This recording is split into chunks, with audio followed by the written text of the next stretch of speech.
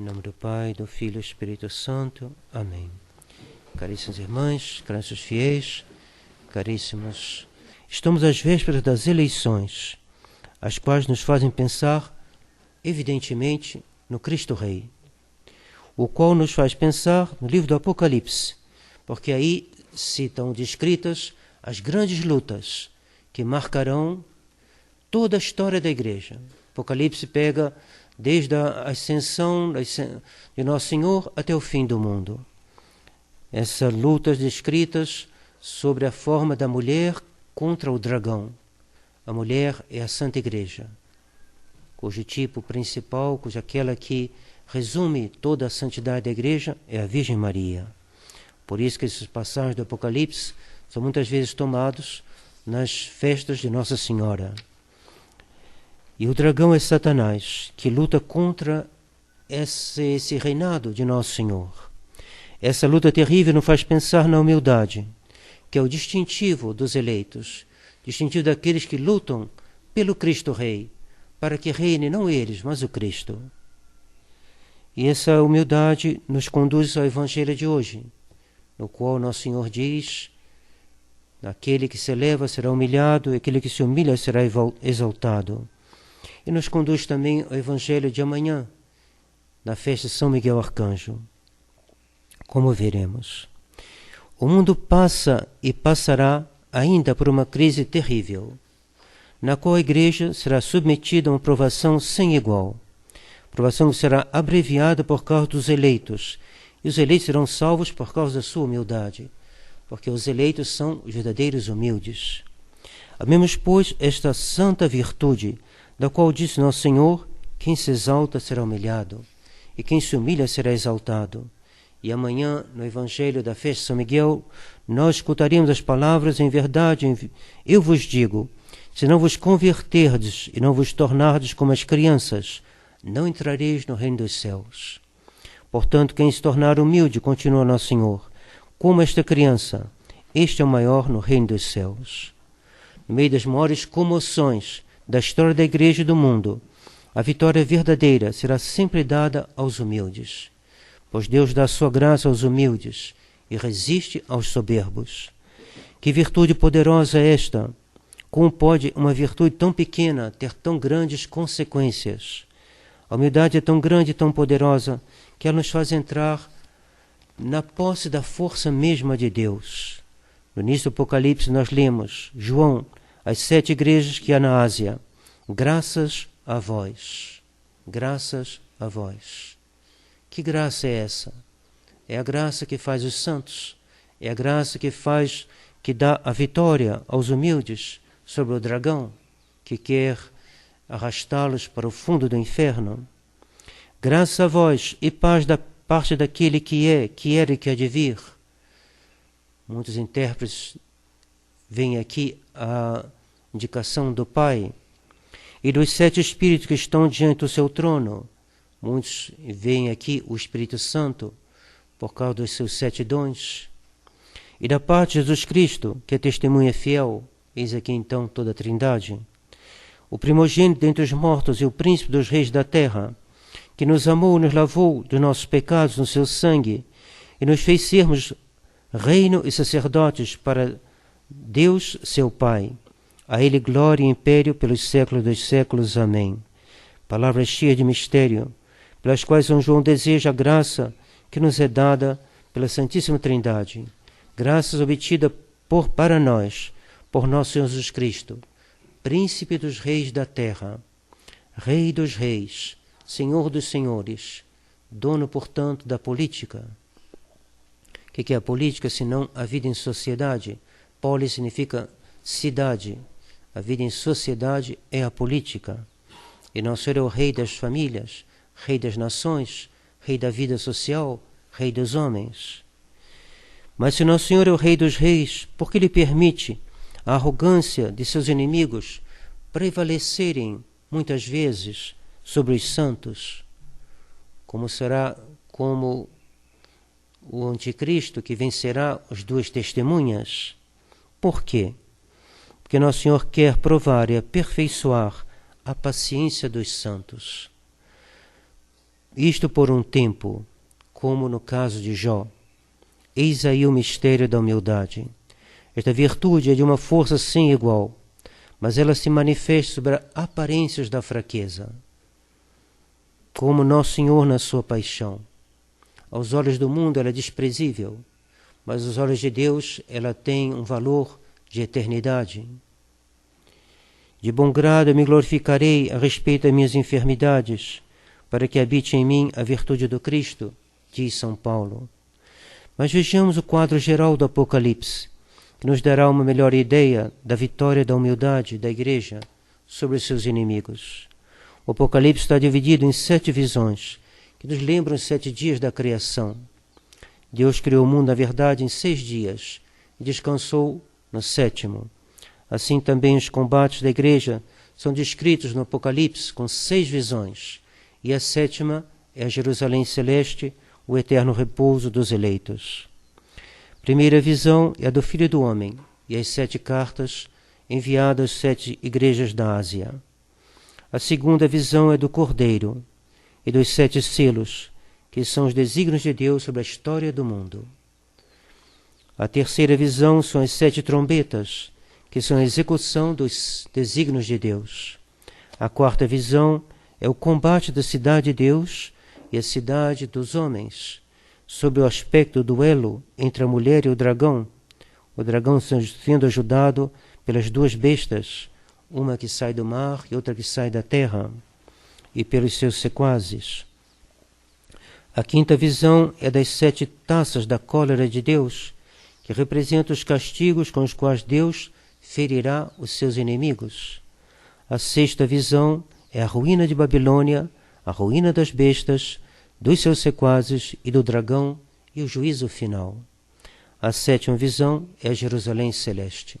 Então aí temos uma visão de toda a história da Igreja.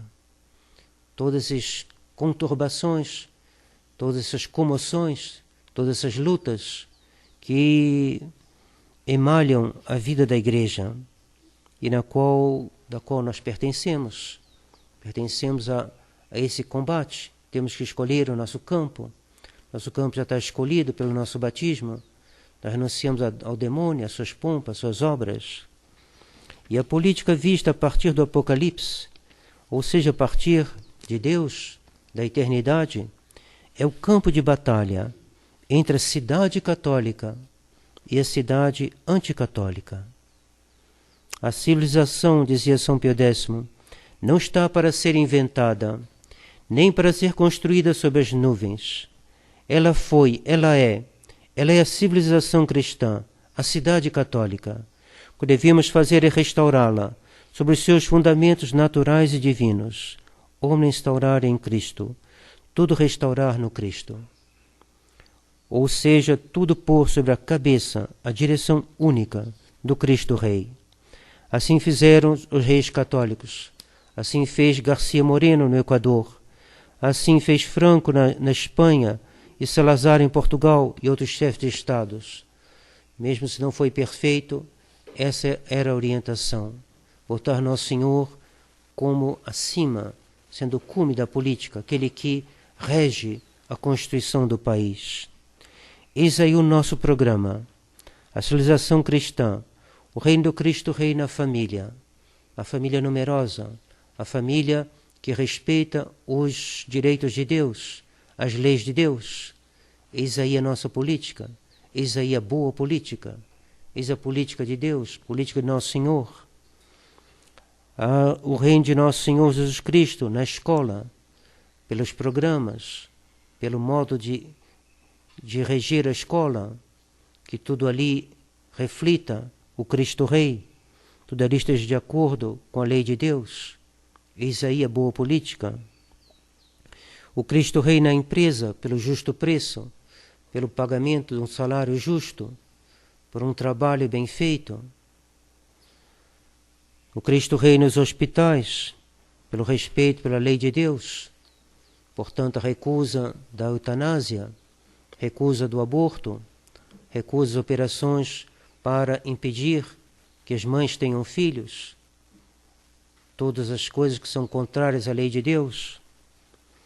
O Cristo Rei nos tribunais, o Cristo Rei nas leis, no Senado e no governo supremo do país.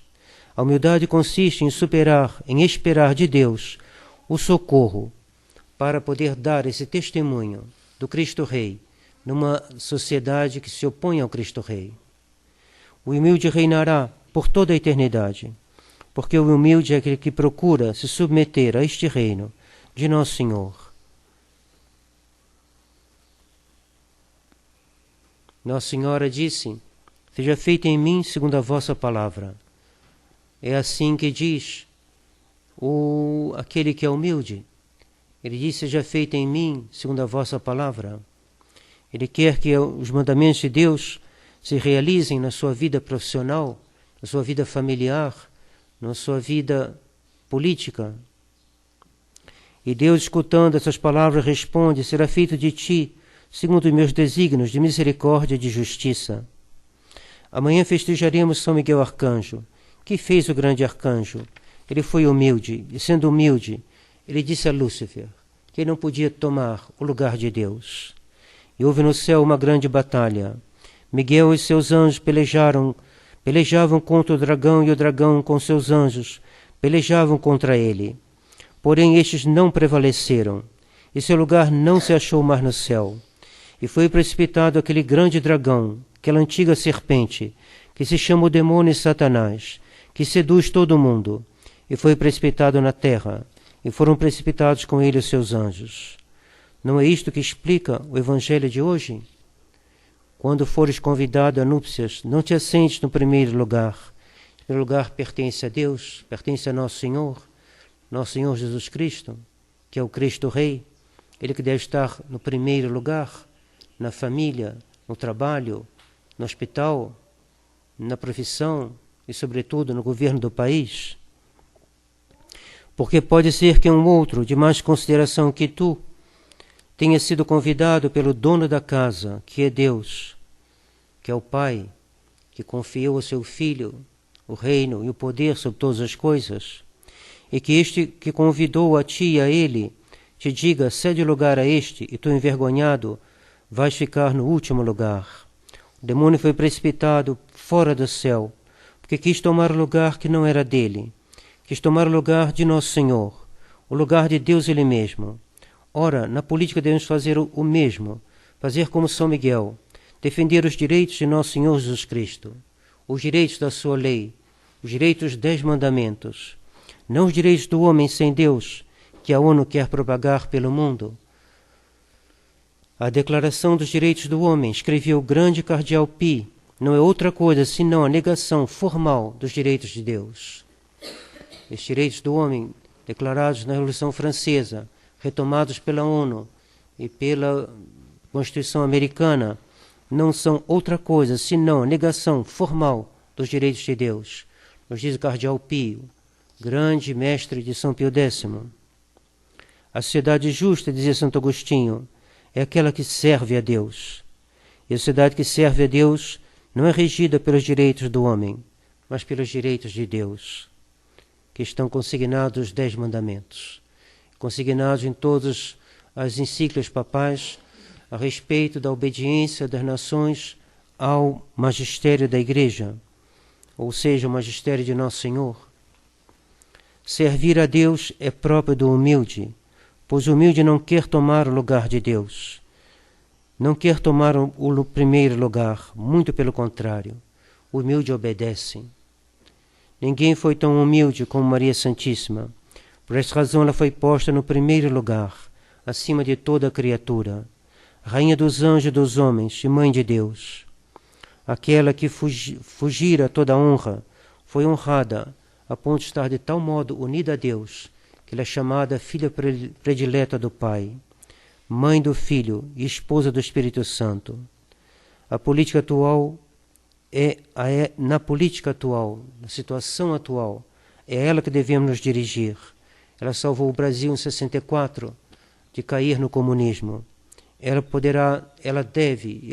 nos protegerá também, e sempre nos protegerá aqueles que se confiam a ela, com a condição que se confie realmente a ela.